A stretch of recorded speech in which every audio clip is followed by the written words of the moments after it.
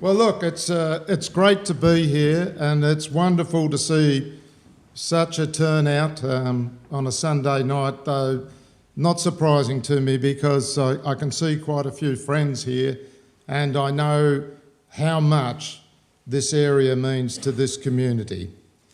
And I'm here tonight with a very simple message for you. I want to warn you, do not allow the salmon industry to begin operating in your waters here. For near 40 years, we Tasmanians have witnessed the salmon industry slowly destroy so much that we love, so much that was unique to us, so much beautiful and irreplaceable.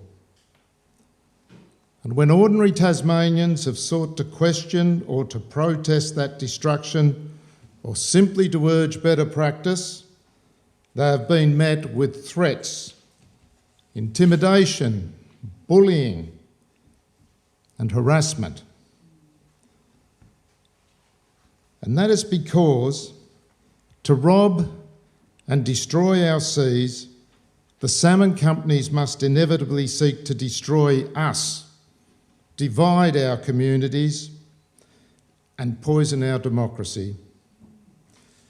Yet in spite of this, and increasingly partly because of this, the overwhelming majority of Tasmanians today, those same Tasmanians who once welcomed this industry, now oppose sea-based salmon farming. That opposition is now so widespread across politics, across class, across region, an opposition now so general that just last year, the minister then responsible for salmon farming, Joe Palmer, begged Tasmanians to give the industry another go and to restore its social licence. Well, it's not going to happen. The salmon farmers will come to you bearing gifts and promises, but all of them will turn to slime and algae and death. When Storm Bay's salmon farms are at full planned capacity of 80,000 tonnes, it will be the equivalent of a city of more than 3 million people pouring its untreated sewerage into Storm Bay. Arguing, as the salmon industry and the government will, that can be without disastrous impact on our beaches and our waters is the claim of a fool or a liar. The salmon industry will tell you again and again that it is world's best practice. Let me tell you what that world's best practice looks like. It looks like the routine bombing of fur seals, an otherwise wholly protected species, with over 60,000 seal bombs being used in Tasmanian feedlots over the last 6 years. It looks like seabirds and dolphins dying entangled in nets. It looks like death zones, ecological marine deserts stretching out far from the site of the aquatic feedlots. It looks like the sickening of our coastal waters, the ecological collapse of one of our most prized waterways, the trashing of World Heritage areas as we've had in Macquarie Harbour, and now there is the imminent extinction of an ancient and globally unique species, the Maugean skate, which no less an authority than the Australian government's own scientists attribute to salmon farming. And let me tell you, as one who witnessed outside their own shack the slow vanishing of sea life, it happens. First one species disappears, then another, and then another.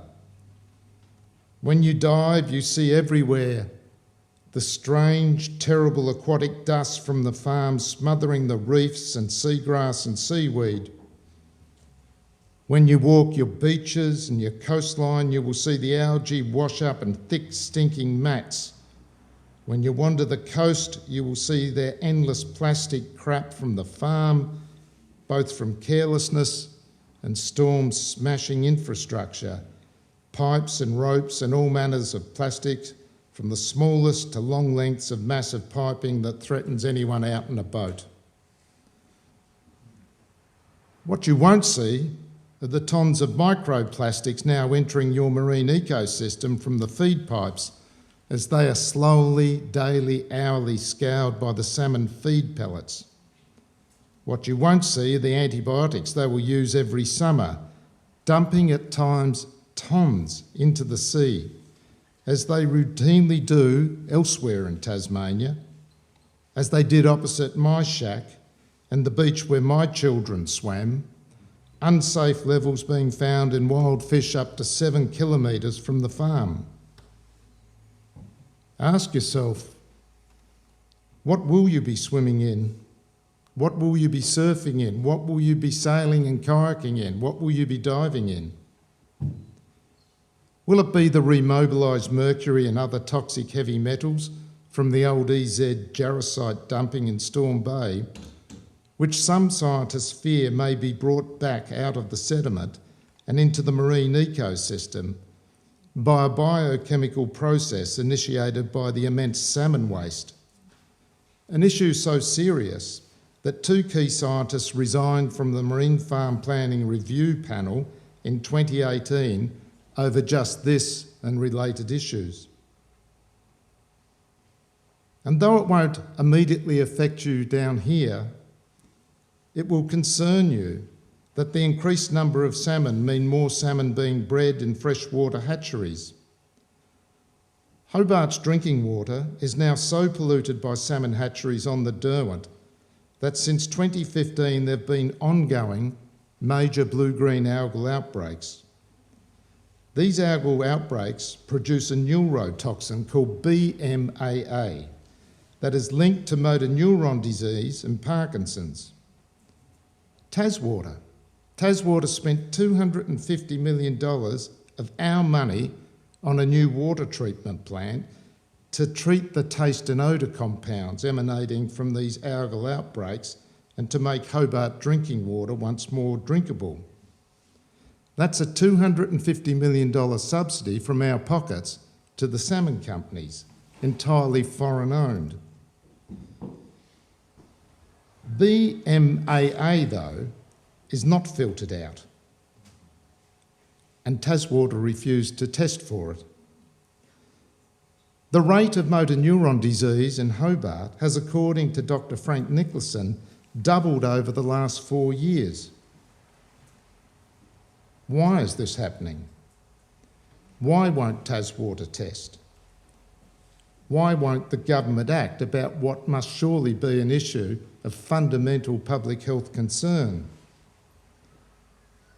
When did human lives become as disposable as Maugean skates or red handfish? The only protected species, it would seem, for Jeremy Rockcliffe and Dean Winter seems to be the fat profits of a 100% foreign-owned salmon industry. That's what world's best practice looks like in Tasmania. Don't delude yourself and don't believe their lies that you can work with these people. My neighbours and I on Bruny Island tried that for 20 years. 20 years. We went to meetings, we wrote letters, we pleaded, we begged, and at the end of it, the channel was sick and dying. The salmon companies played us for the fools that we were. They lied to us repeatedly and they broke every promise they made. And worse, at every step, the government regulators let them get away with their crimes. And all this is because salmon farming, despite what you hear, that it's here for communities, it's here for jobs, it's here for Tasmania, it's only here for one thing: greed for profit. Greed for profit for its foreign owners. Today, there are just 3 salmon companies left in Tasmania, and all 3 are 100% owned by foreign companies which have paid no Australian company tax for the last 5 years. Their record is bad, runs from bad to terrible. From an ex-Japanese whaling company, Nisui, who own Petuna, which is going to build these salmon farms, to Cook Aquaculture, a Canadian company so bad that its actions led to the banning of sea-based salmon farming in Washington state because, according to Hilary Franz, the State Commissioner of Public Lands there, quote, Cook's disregard recklessly put our state's aquatic ecosystem at risk. Cook now own Tassal. And then there is JBS, the Brazilian butchers responsible for the largest corruption scandal in world history. They bribed over 1,800 politicians, for which the brothers Josley and Wesley Batista, who run the family business, went to jail in 2017. On the day before he went to jail, Josley Batista said, corruption is the rule of the game. And what's most important, corruption was on the upper floor with the authorities. Today, the Hobart-based Chief Executive Officer of Huon Aquaculture is Henry Batista, Wesley Batista's son. Petuna are going to build those farms, or they're going to get the proposal through. But no one much believes Petuna's going to be here in 5 years' time. Those farms are going to be run by either Tassal or the Brazilian butchers, because they've got the scale and the infrastructure that Petuna hasn't. In 2022, 2 years ago, Tasmania's Premier Jeremy Rockcliffe failed to answer questions in Parliament about a secret $4,400 a head Liberal Party fundraising dinner where it was put to him, one of the Brazilian butchers and the Cook CEO had been present, and the Premier had repeatedly told them in answer to their questions, quote, it's not going to be popular, but I'm here to tell you we will back your industry all the way. A source at the dinner that night told me that Premier Rockcliffe appeared to be bullied by the salmon barons. My source said he felt humiliated to be a Tasmanian watching the democratically elected leader of our island being told what to do and agreeing to do it. Why, if he did this, would our Premier behave this way? Why did our Premier refuse to answer questions in Parliament about this matter? What does it say about the mind-bending cynicism of our political leaders when at the very same time the salmon barons were bullying and dictating to a weak Premier how their business would operate on our island, a government, quote, community consultation, unquote, process was taking place that claimed to be giving the community a voice in the salmon industry's future. Some voice, some consultation. Around the world, the salmon industry runs on intimidation at best and corruption at worst. And it has to do this because it takes something publicly owned and beloved, our seas, and inevitably the system of food production that it is, it has to destroy those seas.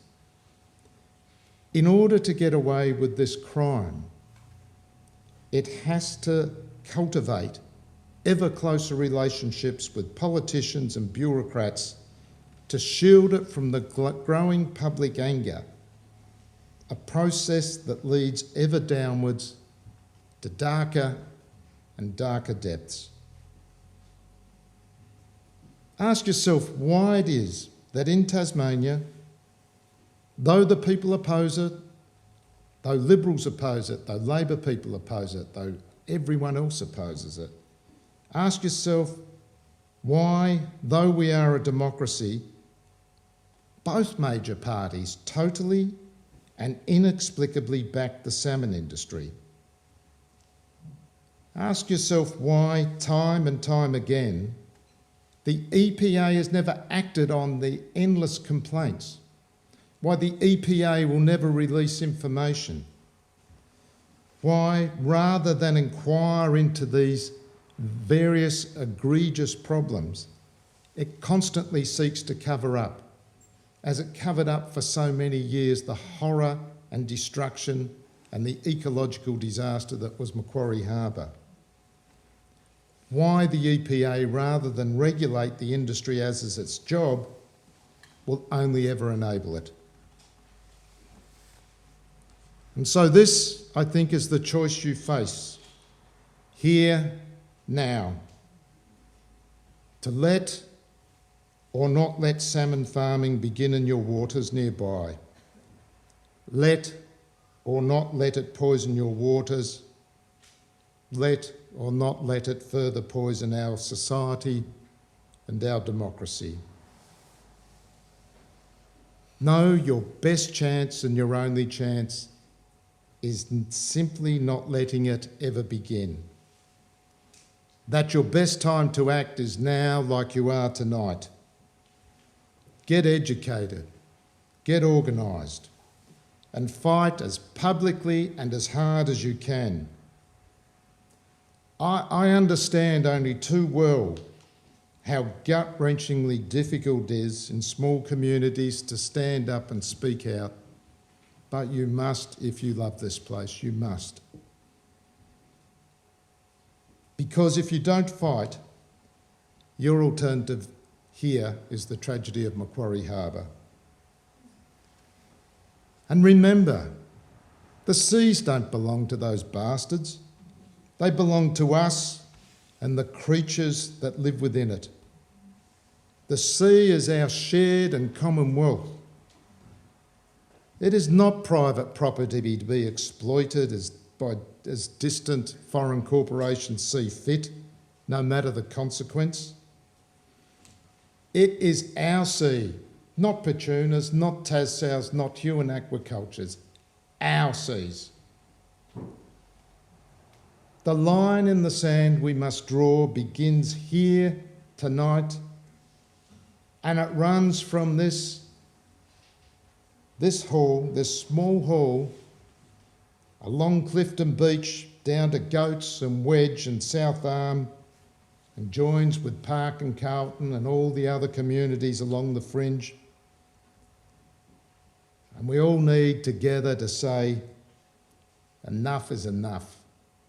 No more salmon farms in Storm Bay. We have a coming federal election.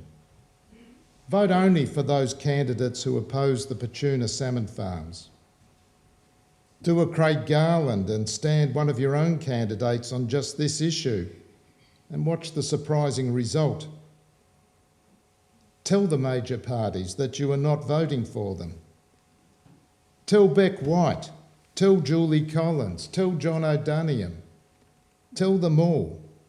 Make it a big election issue. Ring the ABC again and again and ask the ABC why they only ever run the salmon company's point of view and not the community's point of view, and why they weren't here tonight when the community turns up and they who claim to speak for the community aren't here. Complain to Woolworths and Coles and Hill Street grocers for stocking salmon, particularly Hill Street. Tell them, because they've said if the customers tell them they don't want salmon, they'll stop stocking it. Tell them, if that's the case, if they stand for Tasmania, and I believe they do stand for Tasmania, stop stocking a product that destroys it, or you'll stop shopping there. Post online and keep posting.